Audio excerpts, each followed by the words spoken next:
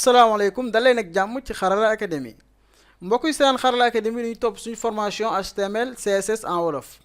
tey dañoo ñëw ci lu am solo mooy blog ak en ligne mooy blog bu ñu ko waxee mooy kii yëpp day nekk balise yëpp day nekk benn bloc comme rangé wala bu nee en ligne mooy benn ligne bi yëpp lay jël comme par exemple ñu wan la ko ci par la pratique pour nga mën ko comprendre. Voilà léegi éléments yi comme balise yi ñu jot a jàng yëpp dafa am yoo xamante ni balise blog la am yoo xamante dañ koy wax balise en ligne ok léegi ñu njëkk ci balise yi nga xamante ni blog la balise yooyu am nañ ci lu ñu naan div bu ñu ko waxee mooy division maanaam day xaaj dara ok mon première div ñu xool. ok div moo nekk nii comme genre paragraphe la presque léegi div bii nii ñu répété ko ñu xool foofu la ñuy xamee njariñu balise njariñu bloc ak en ligne mon deuxième div ok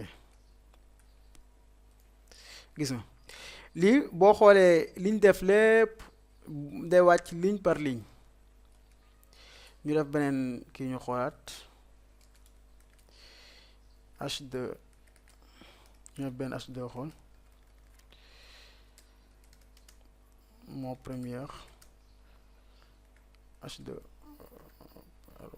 H2 ok bii tamit dafa wàccaat ci même ligne léegi yi leen naan élément bloc amaana tamit ci élément bloc yi bokk na ci paragraphe ci la bokk day xaar ma defal la ko nii comme yi si gën a siiw ma defal la ko fii nii div am na tamit H1 bloc ok div H1 paragraphe ok ak tamit forme ñëwaguñ ci mais di ngeen ko jàng ci kanam léegi lii mooy élément bloc léegi am na yeneen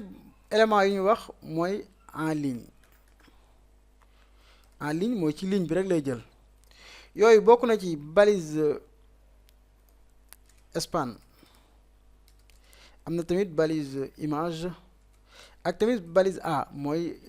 lien bi léegi ñëw ci span ñu xool ñu def benn paragraphe puis ok paragraphe léegi ma xool benn texte fii nii copier ko si parce que texte bi ma soxla benn texte bu gudd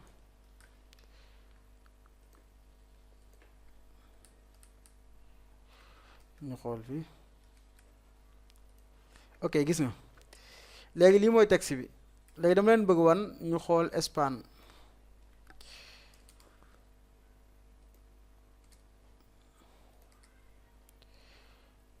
éditeur bu con la quoi net par place plus ok léegi bu ñëwee ci span léegi ñu utiliser ko fii nii ci biir paragraphe bi span comme waxoon nañ leen ko ni am na élément yoo xamante ni mën nañ ko utiliser ci biir yeneen élément span gis nga amul benn changement parce que span balise en ligne la maanaam ci ligne bi rek lay jël ba mu jeex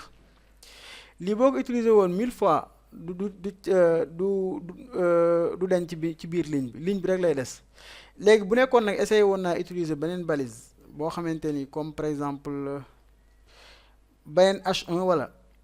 léegi moom day wàcc ligne bi comme par exemple mu jëloon fii div léegi ñu def paragraphe bi div ñu xool pour ngeen mën a gis différence bu baax a baax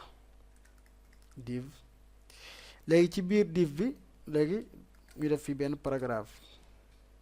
benn pi ñu xool pi am nañ ci biir div bi benn paragraphe gis nga wàcc na en ligne bàyyi na espace ci kaw bàyyi na espace ci suuf comme ni ngeen ko xamee te sànq bi ñu defee span gisu leen woon espace boobu noonu loolu mooy différence parce que yow sa programme yenn saa yi da ngay soxla en ligne comme par exemple bu doon da ngay def sa logo fii léegi nga def ni comme H2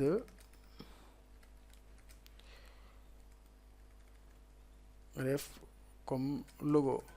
léegi go bii nii da nga ko bëgg da nga bëgg changer couleur bi comme go da nga bëgg changer couleur bi boo bëggee changer couleur bi da nga koy def ci comme par exemple benn balise span bu la neexee. léegi ñu xool ba xam amul changement pare balaa ñoo changer couleur bi. voilà gis nga logo baa ngi nii mais yow go bii nii da nga ko bëgg a changer def ko bleu. mën nga ñëw fii nii comme style